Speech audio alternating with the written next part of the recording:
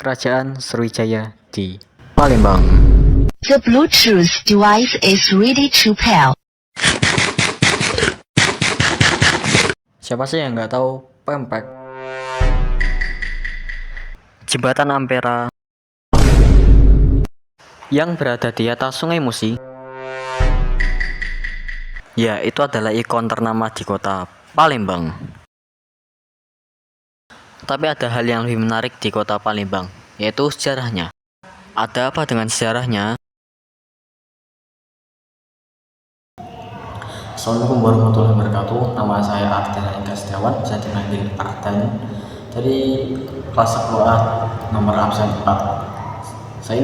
Sekarang saya akan menjelaskan tentang sejarah Kerajaan Sriwijaya yang beribu kota di Palembang. Simak penjelasan saya berikut ini.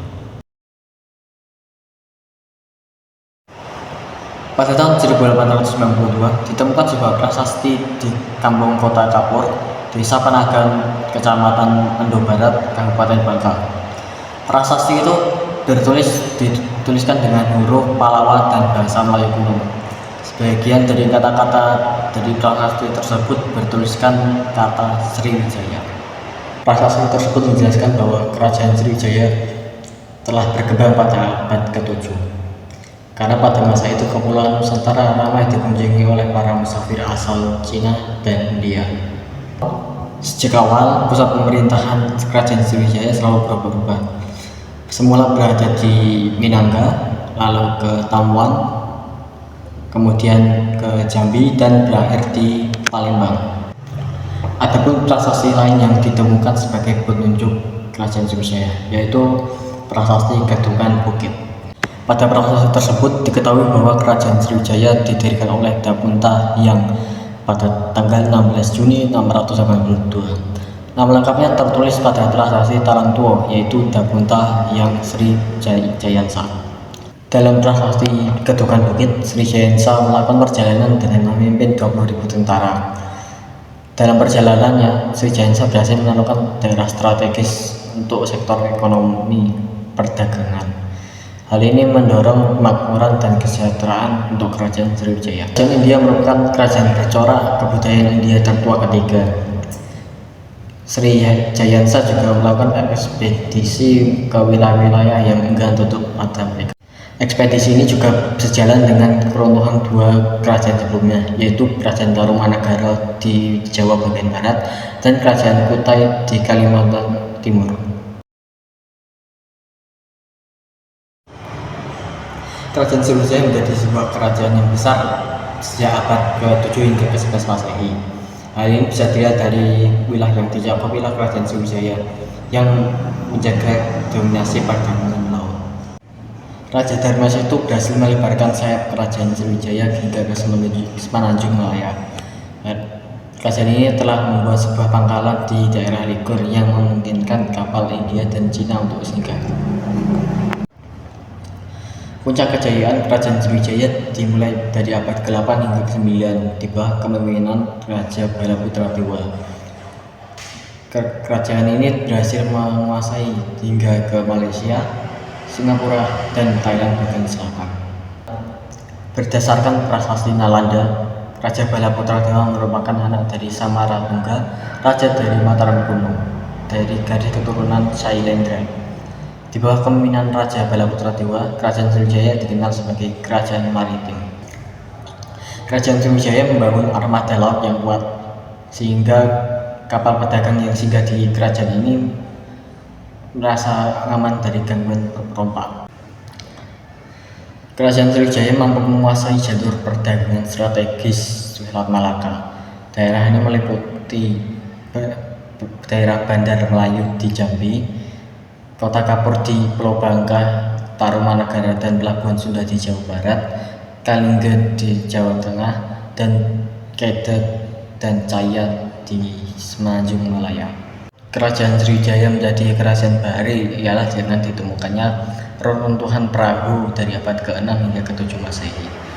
Perahu-perahu tersebut ialah Kolam Pinisi, Samirejo, Tulung Selapan, Karangagung, dan Kota Kapur.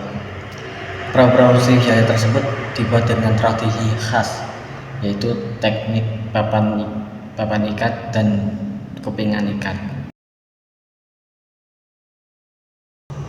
Kebesaran kerajaan Sriwijaya mulai meredup sejak kepemimpinan Raja Rajendra Chola Dewa dari kerajaan Chola di India Selatan. Pada abad ke-11 Masehi, tepatnya pada tahun 1025, kerajaan Chola berhasil menawan Raja Sanggrama Wijaya Tunggawarman. Kemudian kerajaan Chola mengambil alih kendali ke jalur perdagangan Selat Malaka. Serangan tersebut mengakibatkan kehancuran jalur perdagangan yang menjadi penghasilan utama kerajaan Sriwijaya. Karena hal tersebut, kerajaan Sriwijaya memindahkan ibu kotanya ke Jambi. Kerajaan Sriwijaya semakin tenggelam ketika kerajaan Singasari melakukan ekspedisi ke Malayu pada tahun 1275. Ekspedisi ini merupakan perintah dari Raja Kartanegara untuk melemahkan Sriwijaya. Pada akhirnya, pada tahun 1377, kerajaan Sriwijaya benar-benar runtuh karena persaingan dari kerajaan Majapahit yang berhasil mengambil bagian-bagian dari wilayah Sriwijaya. Raja pertama ialah Dapunta Hyang Sriwijaya Nasa, yaitu sang pendiri Sriwijaya. Tidak diketahui ia lahir tahun berapa, namun ia berkuasa dari tahun 671 hingga akhir hayatnya tahun 692. Penerusnya ialah Sri Indrawarman, berkuasa dari tahun 702 hingga 728. Selanjutnya Raja Rudrawikrama berkuasa dari tahun 728 hingga 784. Kemudian Raja Dharanindra memerintah dari 784 hingga 802. Kemudian Raja Samaratungga memerintah dari 802 hingga 842. Kemudian Tara Dharmasetu memerintah dari 842 hingga 860. Kemudian Balaputra Dewa memerintah dari 860 hingga 900. Kemudian Sri Udayaditya Warma Dewa memerintah dari 960 hingga 988. Kemudian Sri Judamani Warma Dewa memerintah dari 988 hingga 1008. Dilanjutkan oleh Sri Marawijayo Tunggawarman memerintah dari 1008 hingga 1017. Kemudian ada Sanggrama Wijaya Tunggawarman memerintah dari 1017 hingga 1025 sebelum akhirnya ditangkap oleh kerajaan Chola. Kemudian diteruskan oleh Sri Dewa pada tahun 1028 hingga 1064. Kemudian Dharmawira memimpin dari tahun 1064 hingga 1156. Kemudian Sri Maharaja memerintah dari 1156 hingga 1178. Kemudian ada yang namanya Susah ini itu berkuasa dari tahun 1178 hingga informasi itu tidak diketahui. Sebagai pelengkap informasi bahwa Sri Dewa hingga ini itu belum diketahui kepastiannya sebagai seorang raja kerajaan Sriwijaya. Masyarakat berstrata, terdapat golongan bangsawan, pedagang, pendeta, dan rakyat biasa. Tentu saja raja adalah pemimpin tertinggi. Toleransi tinggi, walaupun bercorak Buddha, masyarakat kerajaan Sriwijaya sangat bertoleransi dengan pemeluk agama lain seperti Hindu dan kepercayaan lokal. Mobilitas tinggi. Sebagai pusat perdagangan dan pendidikan, wilayah Sriwijaya biasanya terdapat etnik etnis lain seperti India, Cina, Melayu, dan Arab. Sriwijaya dikenal sebagai pusat pembelajaran Buddha Mahayana dan Vajrayana, menarik pelajar dari berbagai negara, termasuk Sing dari Tiongkok. Sriwijaya menjalin hubungan erat dengan Universitas Nalanda, mengirim pelajar dan menjamu para biksu.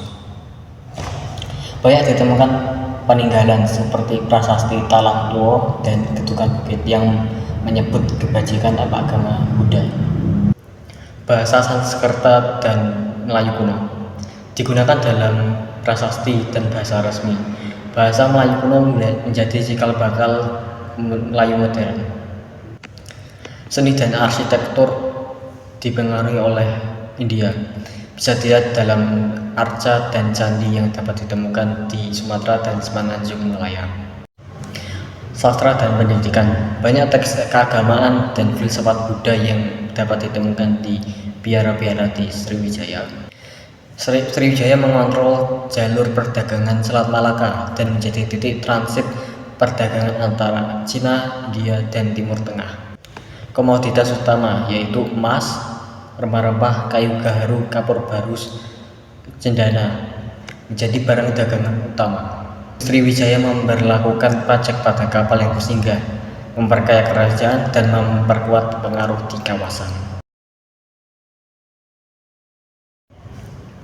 Begitu saja informasi yang bisa saya berikan. Maaf apabila ada kesalahan dan misinformasi, karena saya bukan Pak Eko. Wassalamualaikum warahmatullahi wabarakatuh.